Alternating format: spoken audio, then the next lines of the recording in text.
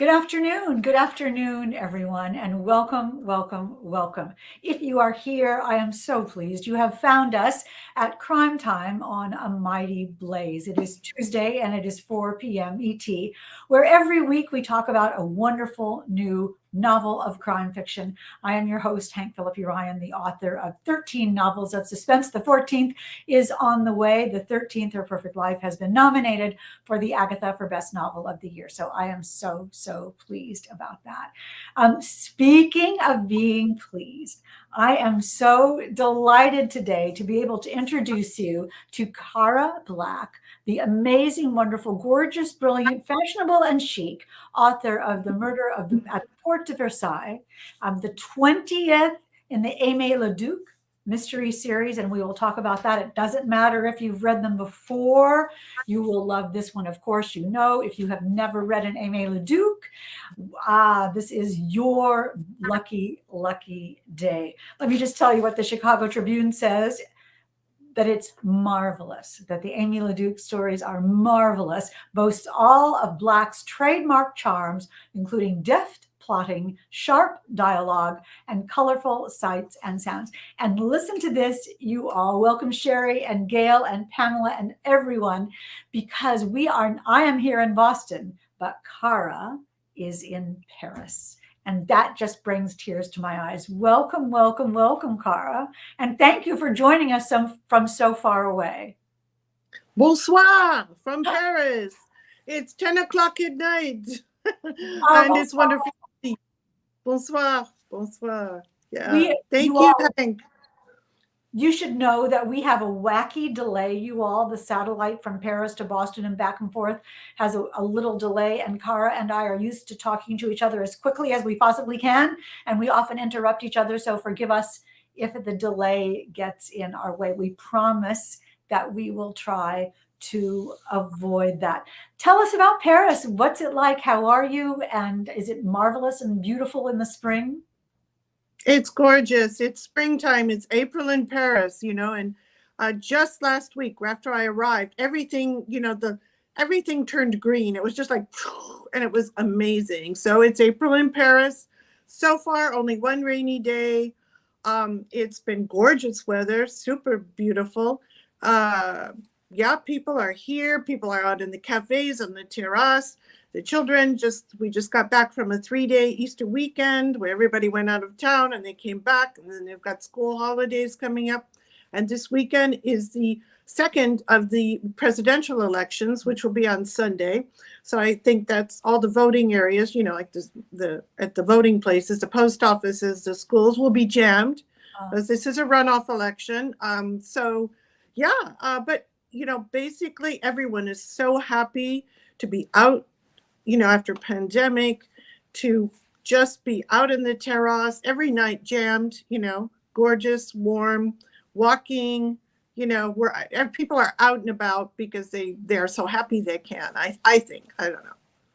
It's marvelous. I mean, if I look over here, you all, as you well know, as I tell you every time, I'm looking at you in the comments, and I want to encourage you to leave questions or comments for Cara, because we will indeed be giving away one copy of The Murder at the Porte de Versailles. Not this one, because I am keeping it, but a real hardcover copy for you. So leave a question, leave a comment, ask her to translate something from French to English. Here is Sue, and here is Sherry, and here is Gail, and here is Liz, who is saying it's snowy in New England. And yes, indeed it is. Cara, there's something about, every time I go to Paris, I think the light is different. It just feels different. Does it feel like that to you? Oh, Hank, yeah, so much so. Yesterday was a beautiful sunset, because I was watching it over the, zinc rooftops, of course, which are out here you can see the little pepper pot chimneys. And there was this light that came, but I mean, there is the light, but the sunset with this pink, peachy streaks, against under the clouds, sort of outlining them. It's like a impressionist painting. I mean, I know where they painted now. They painted the sky at sunset. But yes, the light is super amazing. And, especially today, I was walking down some very narrow old alleys, for research, of course. And it's interesting because the light when you're outside, it's warm, there's light, and then you go into these narrow stone passages, you know, in these between these old houses, and there's this chill, you know, and it's pleasant if it's summer, but there is the old stone, you know, and it's dark in there, and then it's how it's filtering down, and then you come out into this bright street, and yeah, it's amazing, the light and the architecture and how it's all, you know, it's heady stuff, right? For people like us who want to write all this down and, you know, get every sense we can, you know, in the notebook, right? And you But do yeah, that so beautifully in all of your Amy LeDuc books. One of the real joys of reading books like Murder at the Porte de Versailles is how you get the essence of France and Paris into every single page. And I think about, and I promise you all, we'll go on and talk about the book in a minute, but one of the things that I really love about all of the Amy LeDuc mysteries is the history and the reverence and the respect and the idea of, you know, where Amy is, the history that took place on those very pavements, on that very ground, and in those very buildings, that you can touch history every time. And you bring that to light so well in your novels. Is that a joy to do? it's wonderful. Yeah, it's wonderful. And today I had this joy of giving, I'm in the back of this book, I thank Bruno. And he was one of my, he was a friend I met who lived in the 15th arrondissement, took me around. I mean, he was so patient with me and explained things in little bits, because living there too, you know, he had another view, another window into it. And that was so important. So, I mean, you talk about the history, but to talk about the recent history or about the way people did things. We went to visit the butcher, Jacques Lebel, who's in the book, who's actually, you know, his own name. And we showed him the book and said, Cara thanks you in this book because she set a scene there. And he was like, oh, great. You know, he's like almost 80 years old. He's still working as a butcher. I mean, his own butcher shop with horse meat. So I was going to ask you about that, because in the book you reference that the butcher shop still has the old-fashioned horse meat. And so that's true? true, he's still selling it. Yeah, he is. And he used to be a horse butcher, you know. Where this takes this picture here, the old book market, the ancient antique book market, you can't see it, but there's metal struts, like the old metal markets with a glass roof designed by Eiffel. He designed a lot of things. This was the horse butchery here, you know, in the old times, in the abattoir. So anyway, so it was, I gave it to Bruno, and it was so fun to thank him. You know, of course, I have to go around giving people books in the 15th who helped me, because he, you know, he also gave a slice of his life, you know, which was growing up there, which was lovely. History-wise, yeah, I mean, there's incredible things. You know, Hank, you do it. I know. You start digging, you dig a little deeper and deeper, because you got to get under, and there it is. There comes the meat, right? And exactly so. And you do that so wonderfully in the Murder at the Porte de Versailles. And I do want to talk about that exactly. We're so lucky to get that history and that research along with this marvelous story in all of your novels. Let me say quickly, if you have just joined us, if you're new to A Mighty Blaze, if you're new to Crime Time, you know that A Mighty Blaze was started at the beginning of the pandemic, more than 2 years ago now, ridiculously, by the powerhouse team of Jenna Blum and Caroline Levitt, to keep us together and keep us talking and keep us discovering new books like Cara Black's Murder at the Porte de Versailles. Don't forget to leave a question or a comment for Cara, and she will answer that. And you will also be entered to be on the Wheel of Fun at the end of the show to win a copy of the book. Speaking of history, we also want to take a moment not to forget to mention the strife that is continuing in Ukraine, which is terrifying and insane. And now our hearts go out to the people of Ukraine, and we hope for a peaceful resolution to that chaos and craziness. It makes us count our blessings even more, that we can read whatever book we want to read, and that if someone comes knocking at our door, it is probably not someone who wants to harm us. So our hearts go out to the people of Ukraine. Quickly, let me tell you a little bit about Cara Black, just her little formal bio, which will take me 10 seconds. In case you don't know, Cara Black is the author of 20 books, in the New York Times bestselling Amy Leduc series, as well as the thriller 3 Hours in Paris. She has received multiple nominations for the Anthony and Macavity Awards, and her books have been translated into German, Norwegian, Japanese, French, Spanish, Italian, and Hebrew. She lives in San Francisco with her husband and son and visits Paris frequently and that indeed is where she is right now. So I want to talk about family and justice and betrayal and international intrigue and an intriguing series character, an endearing and long-lasting series character, which is quite a triumph, and fashion, of course. So I don't want to say too much about the plot of this book. I want to be really careful. So you tell us about Murder at the Porte de Versailles. Sure. Okay. So the story happens right after 9/11, but it's set in France. And it's November, and everybody's uneasy because of, of course, 9/11 and the ensuing, we didn't know what was happening with terrorism. And in Paris here, Amy Leduc is at the Père Lachaise cemetery. Maybe a lot of people know the very famous cemetery where everyone's buried. Well, many famous people are buried. And she's there because her father's ashes are in the columbarium, and she is, paying respects to him on the anniversary of his death with her 3-year-old daughter, Chloe, who we've met, and seen born in the series. And Chloe is there, and she is feeling very bittersweet because it's also Chloe's birthday. Chloe's turning 3 years old. So kind of a difficult day for Amy, but she's decided, I've got to move on. And, I paid respects to my father, and now we've got to have fun, right? My daughter's birthday. So they go back to her wonderful apartment on Ile Saint-Louis, which is where I would like to live, of course, if I lived in Paris. So Amy lives there. And yeah, they're having a birthday party. And that means that everyone who's become part of Amy's family, now that her father and her mother has, American mother, became radical and left her, is there. Her godfather, Commissaire Morbier, who we've met before, who was her father's first partner on the beat, Renee Friant, Amy's partner in the detective agency. We've got Boris and Mishu, the gay couple who are good friends of hers and who had, babysit Chloe all the time. We have everyone in her life, and Milak, who is the biological father of Chloe. And they've always had a rocky road. But anyway, the birthday party, and of course, because Hank, it's Paris, and it's a 3-year-old birthday party, Chloe has gotten these zebra, fluffy boots for her birthday, an early present. Of course, she sleeps in them, won't take them off. Running around early, fashionista in training.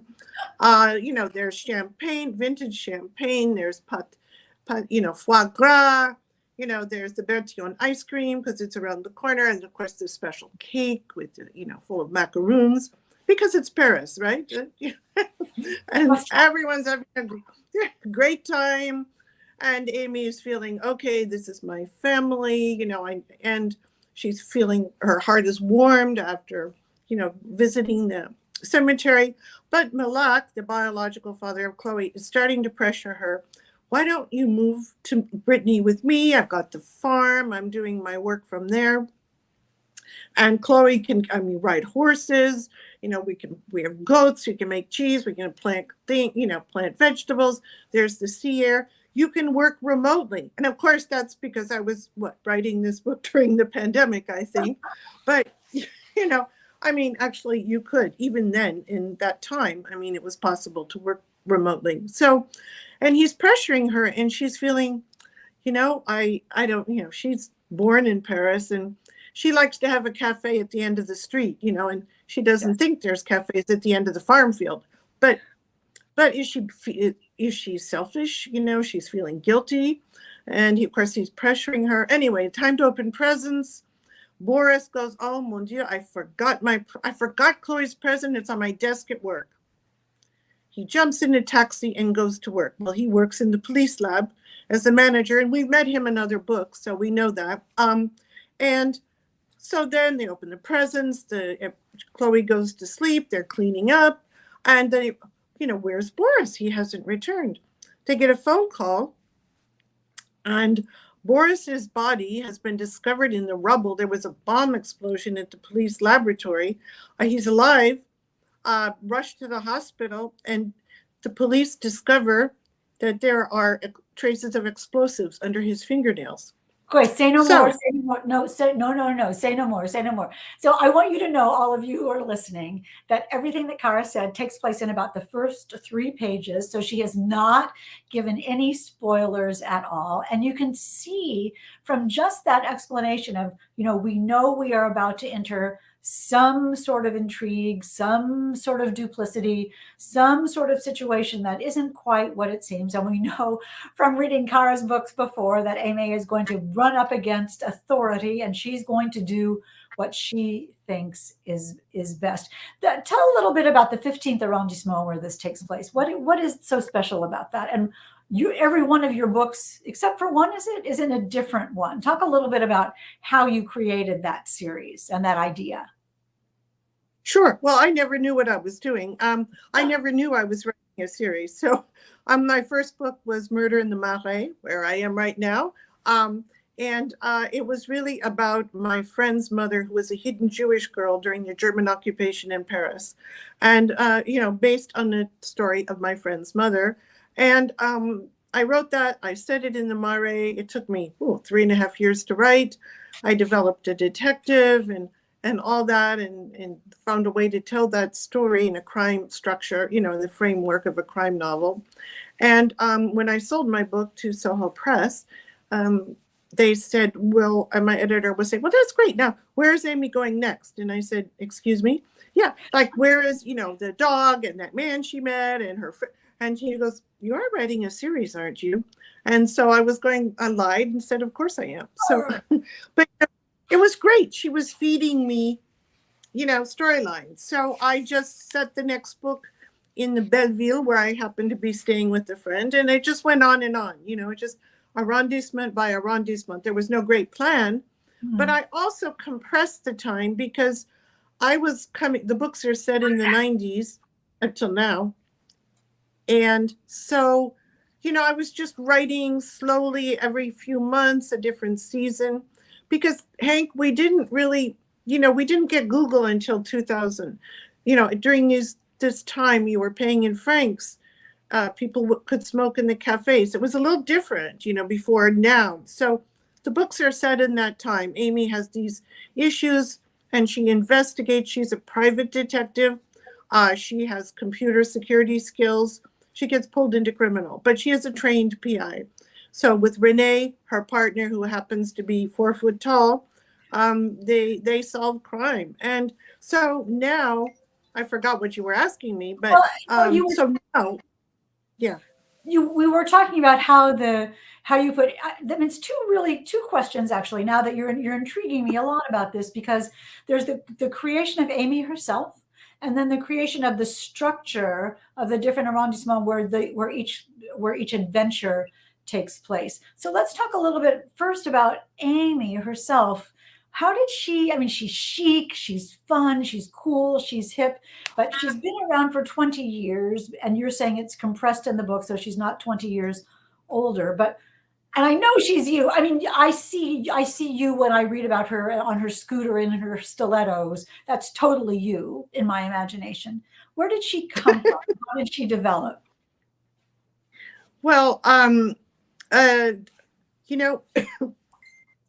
am not as tall as she is. I am, I'm so not Amy. Maybe in my dreams I am, but she does a lot of things I would love to do.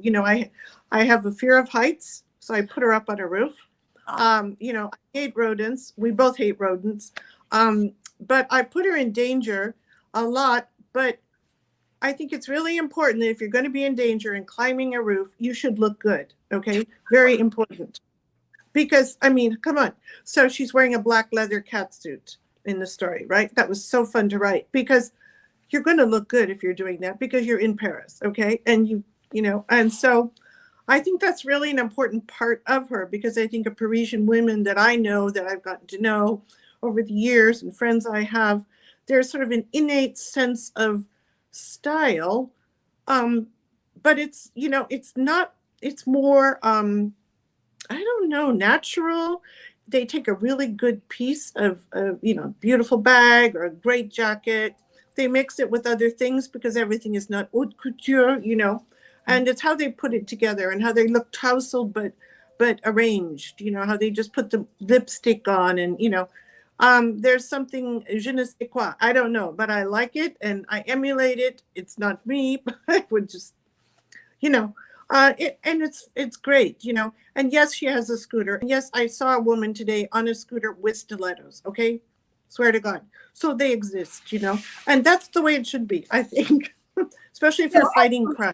although a cat suit is a leather cat suit, I keep imagining solving crimes in a leather cat suit. It might be difficult for all sorts of reasons, but Amy is effortlessly, gorgeously, seamlessly chic at all times. And that's one of the things that makes it so much fun to read.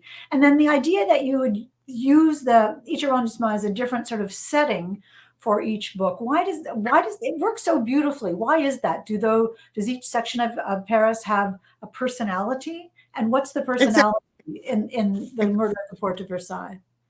Sure. Yeah. As you said, each arrondissement has a personality because each arrondissement used to be part, Paris is just started at Notre Dame, right? By the Romans. Remember and then it grew out and then each little village was, the king would build the wall and then break the wall and more village until Paris is what it is today. And it's expanding even more, but it comes from these little villages, which is like Bastille. You think about the revolution, but that's where the furniture workers were, anyway, they all have a different flavor and a different, a lot of them were different trades. Where I am right now, there were silversmiths just down the street.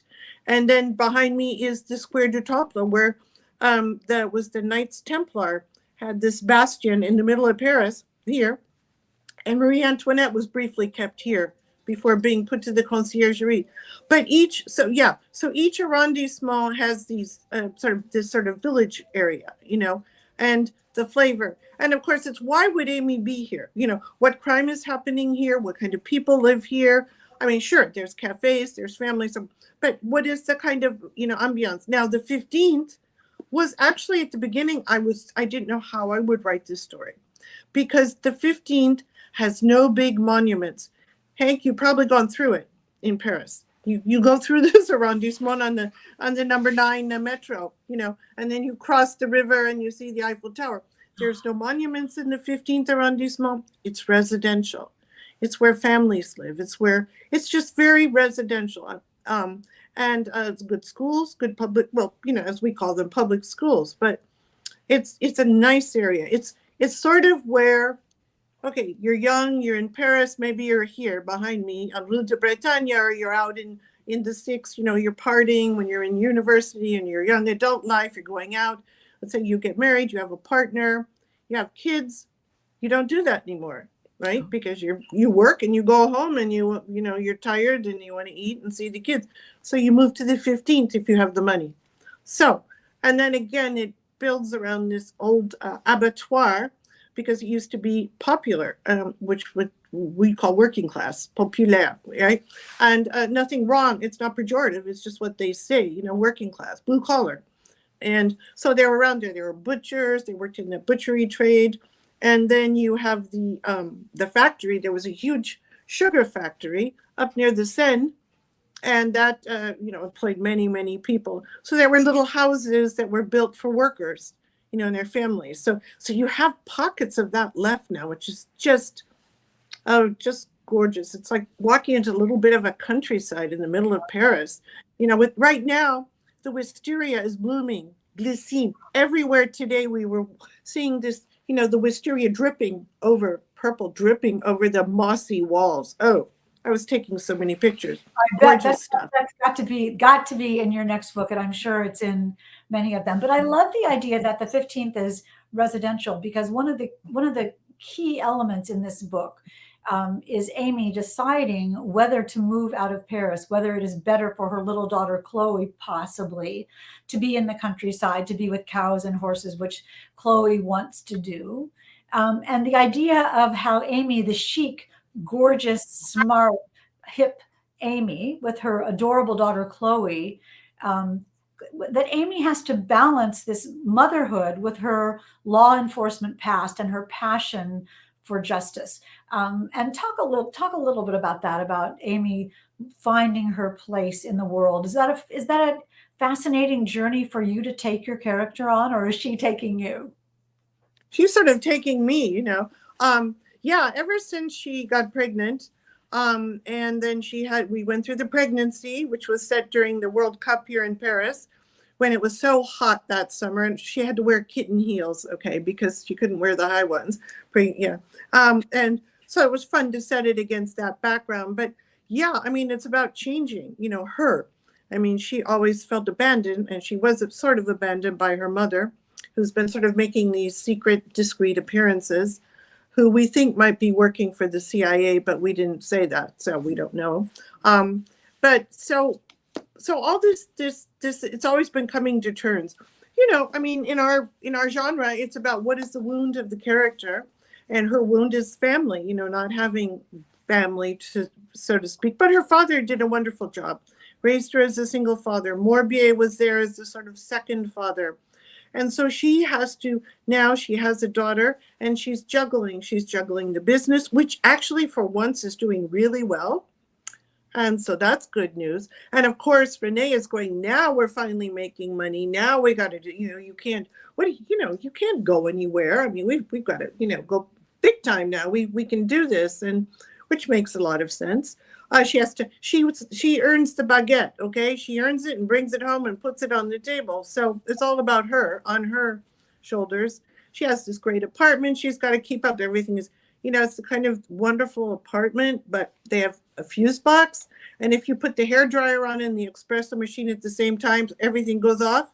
That's a tragedy. Yeah, the chandelier goes. So it's this whole thing of her trying to deal with that.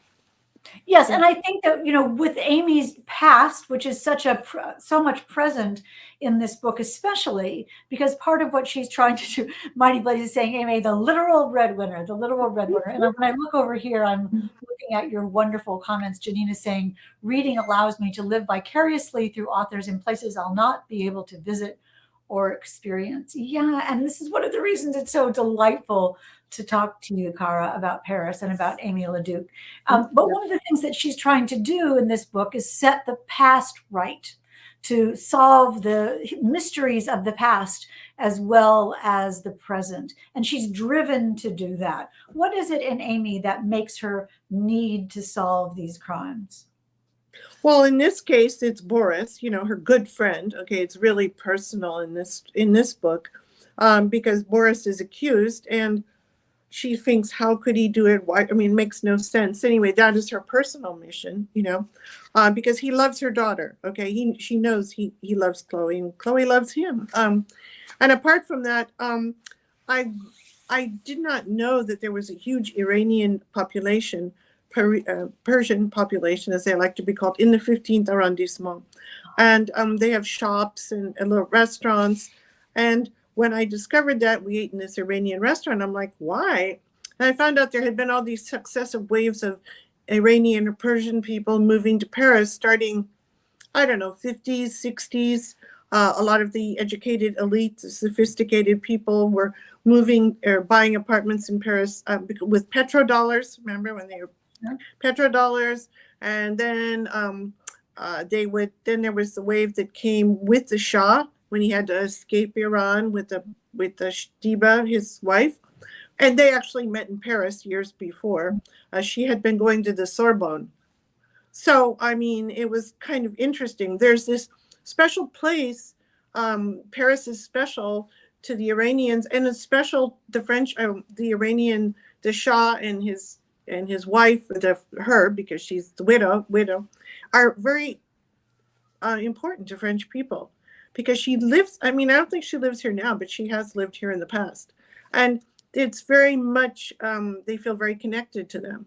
And there was a big, one of the Shah's last ministers, who's actually very liberal and who was living in Paris, outside of Paris in exile, protected by the French police, was trying to negotiate, you know, between the Ayatollah and this and that. And he was assassinated here. And France has never, I mean, when the French policeman told me the story, and he said, we haven't gotten over that, because it's our watch. It was on our watch, and he was taken out, and he was really trying to work for, some kind of peace or, negotiations between the hardliners. And so that found its way in the story, which it wasn't something I really knew anything about. And it's so interesting because then this is what you do is you dig into the history of the 15th and you find this, and then it all comes together with your story. This is somebody calling now. I'm going to just turn the phone off because all of you Crime Time fans know that there's not a silly day that goes by that somebody doesn't call during Crime Time. I apologize, Cara. But I love that your research has, and if I turn off the phone, I know you're saying, turn off the phone, Hank. If I turn off the phone, it still rings on the printer. And so the whole thing is a mess, so just forgive me. I love how your research came up with the essence of the story that was so timely for what you were writing about. But I have to tell you that no one would believe that you are not Parisian. When I think of you, I think, oh, she's French. She must be French. And the book, and I don't know how to describe it to you readers, but when you read Murder at the Porte de Versailles, the people in the book, I mean, obviously they're speaking English, but they sound French. They just are. Oh, They just are, being my posture here, French posture. They feel French. How do you do that? very carefully. I just eavesdrop on the bus. I stand in the market. I was sitting today in the cafe with Bruno, and I gave him, and I'm watching the woman who was smoking outside on the terrace, tapping away, and just she was just doing her thing, and I just, we observe people. It's really about the details, right? It's the details that you want to get, and you want to bring it alive. I want you to be with me on the street or in the courtyard here outside, because that's my job, to bring you there with sights and smells and sounds and everything. And I love watching people. Especially I love the seasons, It's being from California and San Francisco where I live, we have one season, it's fog. So so it's so nice here to feel the seasons and the changes and the clothes. Everyone gets out of their things and they're all changing into their summer clothes until, of course, this week it's going to rain and get cold again, but whatever, right? But they're very, straw baskets in the windows, and yeah. But you have there's such a respect and an admiration and an understanding that it doesn't feel like an American woman translating Frenchness for us. It feels like somehow you have tapped into some sort of eternal Frenchness that comes out in the sights and sounds and food and music and the little dog. Even talk about Amy's little dog, who I'm in love with. Miles Davis, or Miles Davis. Yes, he's Amy, feeds him because she can. She feeds him fresh horse meat. And actually in this 15th arrondissement, she goes to the 15th arrondissement to the butcher, to Jacques Lebel, the butcher who sells horse meat. And she knows the area pretty well. And actually today I went to see Monsieur Lebel, and we showed him in the book that we used. He was a character. Yeah, there's a whole scene in the story, actually. And he's like, oh, okay, yeah. He's busy cutting meat and it's so marvelous. It's so marvelous and it's so authentic. Shannon Shanson is saying, love dogs. Well, Meals Davies is hilarious. And that's the kind of thing. Your dialogue is so fun and it's so seamless and so passionate and so thoughtful. And it just feels French. And I don't want to, I've talked about Amy and we've talked about all of the characters and her life and her complicated emotional life and her complicated personal life and her complicated professional life. But again, the story is so gorgeously structured. It's complex, but it's easy to understand. You don't have to have read any of the other 19 of the Cara Black books, of the Amy LeDuc books, to completely be immersed in Murder at the Porte de Versailles. How do you do that? Have you plotted these all out? Do you understand? Do you know a big arc of her character and you know what will happen in book 30? Or how does it evolve? I didn't know I was writing a series, and I'm a pantser, so I Uh, really don't, seat of the pants. I don't outline. So I don't know. I think basically it's a lot of things that come together, and it's like, what would happen here? Why would Amy be here? What is her role here? What is it about it that makes it unique or special? Or I mean, every place in Paris has a cafe, but this cafe, and what about it, and everything. So, it's really where she's going to go. What, yeah, square one for the Pantsers. Yeah. Um, it's where the story is. In Paris, it's so full of stories. I tell you, I hear things all the time, that sparks that what if, oh my God, what if this, what if that, this could do this, and this could happen here. And there's just, because there's so much history here. I mean, it's like here in the Marais, you walk down 17th century cobbled streets, okay, these buildings. But what happened here during World War II, which is recent past, even though it's 80 years ago, is still in these walls. It's just all these layers and layers of history. I mean, you can't get away from it. Not that you want to, but it's here, and I want to bring that out because I'm interested in it. I'm really fascinated. What is this place? I mean, when I came to Paris, I didn't know it was Paris, right? The Eiffel Tower and blah. It's not. It's like all these little villages at these parts. And that's fascinating. They had different purposes, so to speak. Like, if you think from when the Romans found this little island, which was where Notre Dame is, in, the land of Gaul, and, what happened after that. And they still have the Roman baths here. I mean, you can't take a bath, but you can go to the museum. exactly. How did you evolve? I mean, how much time do you spend in Paris, and how did you evolve your life into balancing your U.S. and Parisian life? And what do you think of where you are in the journey right now? Oh, I had no great master plan. Pure dumb luck. I wrote one. They wanted the next. I mean, a book by book. It was no big plan. I was so happy to be published. And the next one, and they wanted one here, and I'm like, really? You want? I will. I certainly want to. So when I was coming, I had a young child, so I would bring him, and we would stay with the friend. I'd stay with my friend who had a child his age. And then when he got into serious school, I couldn't.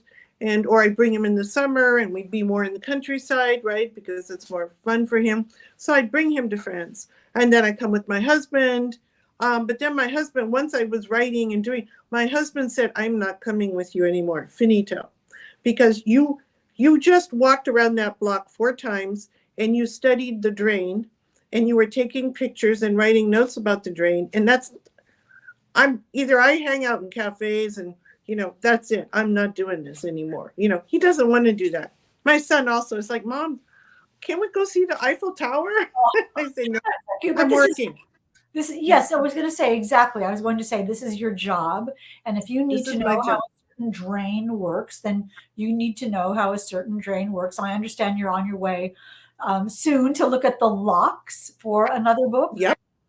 Yep. The locks are further up the Canal Saint-Martin is the Bassin de la Villette, and which is just where the canal goes up, and then they have not only the locks, but they have the hydraulic bridge designed by Eiffel. Well, he designed lots of things, but and the other bridges. So it just could be watery murder in the future. I just don't know. But I'm going to meet someone who's going to explain the system to me. And also, yeah, it's fascinating. I really want to know about those bridges, And I know you can walk over them, the sort of rounded ones, sure. And then the other ones that go up and down and open.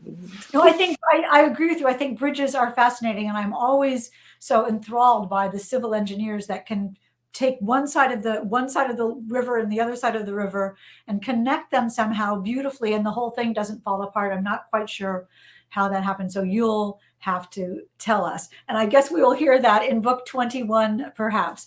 But meanwhile, let's take some questions about book 20, about Amy Leduc, about Paris, about your fabulous double life as an American and a semi Parisian, bringing Paris to life for all of us.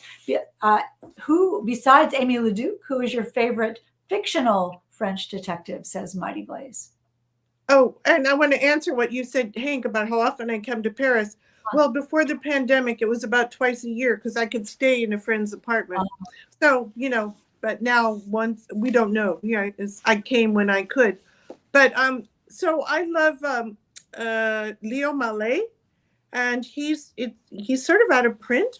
He has the detective Nestor Burma, who is a wisecracking, kind of smart mouth guy who is a detective who, and I stole this idea, who set his stories in the different arrondissements of Paris. He really did in the 1930s and 40s and 50s. So they're dated, but they're wonderful. Well, it makes now sense. They're in the. It makes sense to do that, doesn't it? It's not like you swipe some idea. That it makes logical sense. It makes sort of Parisian sense. It gives you a structure and a neighborhood. No one would bat an eye at someone saying, I set my books one in every state in the United States. I mean, you could do that. You could do that. And it gives you a reason for being in that place. I know we've answered Judy's question. Do you have an outline? Do you outline your books? But we saw there was just one up a second ago that you had put up, Karen or Margaret, about dogs from Shannon, wasn't it? Do you have a favorite? No. Do you have a favorite thing about Paris? Oh my golly, we could sit here for days. What are your favorite things? Yeah, there's so many. I love that you can just sit down at a cafe for hours, and you can just get your notebook or whatever and just not, for the price of coffee, and do your thing and people watch, or whatever whatever your thing is. And but I just love walking here. I think walking is my favorite thing because I start walking, and if I miss the bus or I get off at the wrong place and I get lost, it's the best. Yes. Because I discover new places, and it's just when you walk, you experience things. You and look up. I think that's really important. Next time any of you come to Paris, never forget to look up, because there's always something amazing on a roof, on the way the thing is, the slate top. Everything is amazing if you look up. The balconies. And I always go, look up. I try to remind myself, don't forget, look up. I know the last time we were there, and I don't remember even how long ago that was, we arrived very, very early in the morning. And someone told us to take a cab to the Samaritan department store. Is that still there? And you could go. Oh, they remodeled it. Mm-hmm. They remodeled it. You could go up to the top floor and go outside and look out over the rooftops of Paris. It was just about dawn, and I almost started crying. It was the prettiest, most gasp-worthy thing that I've ever seen. Not to mention, baguettes with butter. I mean, there's nothing better than that. And you could get a lesson in scarf tying just by sitting in a cafe and watching women go by, right? I've got my baguette on the table. I don't want to bring it out. I thought that would be too Parisian. I got my baguette right here. So we have time for one more question before we go. Do you think about other cities not in France as background? Would Amy ever go somewhere else? I don't know. Rene in Murder Below Montparnasse, he actually went to Silicon Valley, and had quite an experience there. So he left. He went there. And I don't know. It might happen. It might. I don't know. It could. It's a mystery. I don't know. Who knows? We don't know until it happens. We don't know until it happens. I would just thank you so much for being here today. Let's see if we can pick a winner on the Wheel of Fun. We should call it something in French. I'm not sure what you call Wheel of Fun in French. We'll draw. Roulette.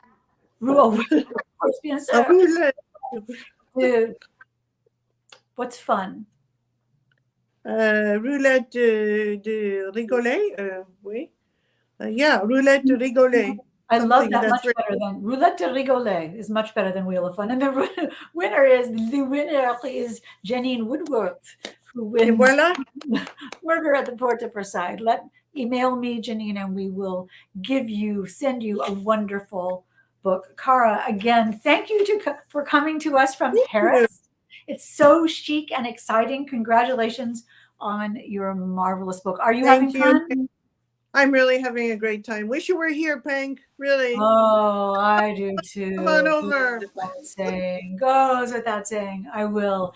Before I let you go, before I let you all go, let me show you next Tuesday at Ooh, 4 p.m. ET, we will be talking to Samantha Jane Allen, ooh. whose new novel is Pay Dirt Road. And on the back it says, a gorgeous blend of sweeping epic and small town mystery. Let me just read you the first line and see if I can hook you on this. This says, at night, we rode up to the old railroad tracks on the west side of town, turned the headlights off, and waited for the dead to appear. Come on. That is a Uh-huh. wonderful opening Yeah. line. Pay Dirt Road by Samantha Jane Allen, and she will be here next week. Cara, thank you so much. Have a wonderful baguette and the rest of your evening. And all of Bonsoir. bonsoir, my dear. And the rest of you, thank you so much for being with us today. Don't forget, it is always safe inside a book, and we will see you next time.